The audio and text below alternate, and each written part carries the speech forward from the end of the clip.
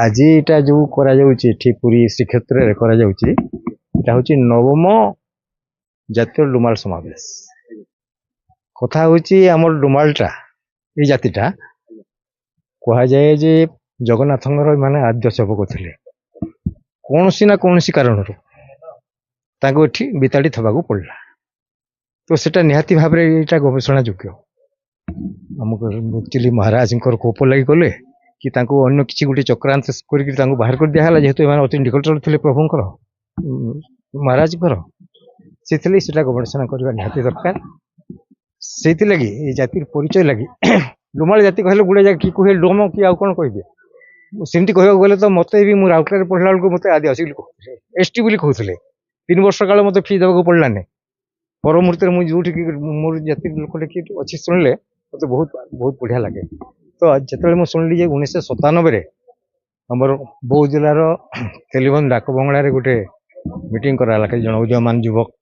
मान द्वारा जातिर परिचय से आमर शंभुगिरी कुचिबास पलिया और अन्य कति जन से गोटे डुमाल परिषद कले तापर 2003 ये मीटिंग मान होगा प्रति वर्ष ये मीटिंग आसी जातिर परिचय सृष्टि करने आज आमर यहाँ अहोभाग्य जे मुझे एठिकी श्रीक्षेत्र आसी पहुँची और दीपक कहवा लगी आपण मान बैठ देवा लगी गोटे सुजोग पाई गोटे डुमाल जातिटा आपण अन्य आड़े ताकू किए कायस्थ कहूँ किए खंडायत कहूँ किए चषा कहूँ कि डुमाल जाति स्वतंत्र जाति एमाने खंडायत वर्ग रे जीवे नहीं खंडायत घरे एमाने बाहा ही पारिबे नहीं खंडायत घर खाइबे नहीं पानी पीबे नहीं आजिकल तो आधिक जुगे समस्त घर सबटा चलुची अलग कथा किंतु एक्चुअली जाति कथा जदि आम देखा सामाजिक प्रथा अनुसार एगुड़ाक बाहागर चले नहीं खाइबा चले नहीं पानी पीवा चले नहीं तो ये डुमाल जाति गोटे स्वतंत्र जाति या प्रभुंकर जगन्नाथंकर माने आद्य सेवक तेणु ये जातिर जी परिचय प्रसिद्धि पाइबा कथा ता बर्तमान सुधा पाई पारि नहीं तेणु प्रति वर्ष ये गोटे गोटे आयोजन करा आज डिसेम्बर 20 2025 एटा नवम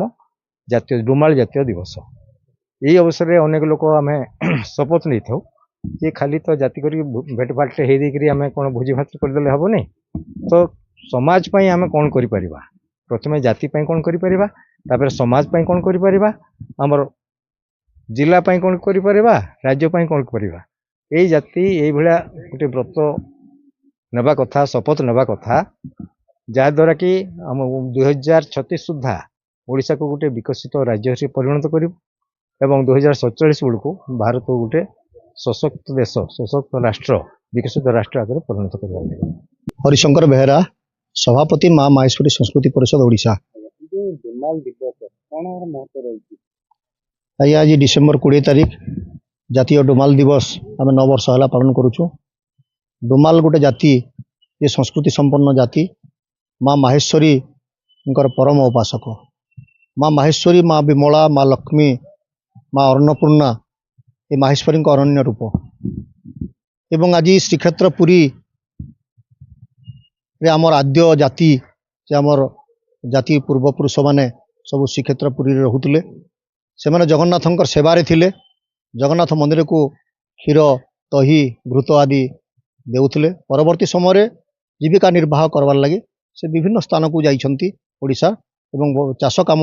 गोसेवारे से माने ब्रती होइछंती एवं जाति भाई मान को संगठित करबा पई गोटे दिन जाति पई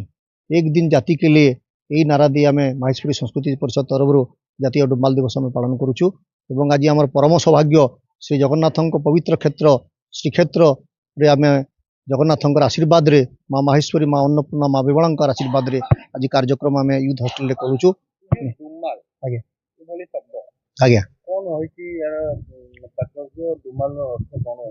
डुमाल आपणकर विभिन्न संप्रदाय रोचंती खंडायत ठार आरंभ कर ब्राह्मण जमी अच्छा ब्राह्मण क्षत्रिय वैश्य सेमती डुमाल गोटे जाति क्षत्रिय खंडायत भाया गोटे जाति और से जाति प्रायतः आपण मैंने देखिए पश्चिम ओडिशा रे बेसी भाव में बस स्थापन करती जो जगह कृषि जो जगह गोसेवा से जगह से बस स्थापन करती आज ओडिशार विभिन्न जगह डुमाल जाति भाई रोचंती पुरी रे भी आपनकर आम जाति भाई रोचंती व्यवसाय करुछंती एवं अन्य जगह रे विभिन्न अनुष्ठान गुड़ा कर भुवनेश्वर रे এবং ଆଜି ଦେଖୁଛନ୍ତି ଆମ ରାଜନେତା ଭାବରେ ଆମର କହ୍ନେଇ ଚରଣ ଡାଙ୍ଗ ଯେ ମୁଖ୍ୟ ଅତିଥି ଅଛନ୍ତି ସେ ବିଧାୟକ ଭାବେ କଣ୍ଟାମାଲରୁ ନିର୍ବାଚିତ ହୋଇଛନ୍ତି। ତେଣୁ ନିଶ୍ଚିତ ଭାବେ ଆମ ଜାତିକୁ ସଂଗଠିତ କରିବା ପାଇଁ ଆମେ ଉଦ୍ୟମ କରୁଛୁ। ଶିକ୍ଷା ସଂସ୍କୃତି ସବୁ କ୍ଷେତ୍ରରେ ଜାତିକୁ ଆଗେଇ ନେବା ପାଇଁ ଆମର ଲକ୍ଷ୍ୟ ରହିଛି। ତେଣୁ ଆଜି ଡୁମାଲ ଦିବସ ଆମେ ପାଳନ କରୁଛୁ।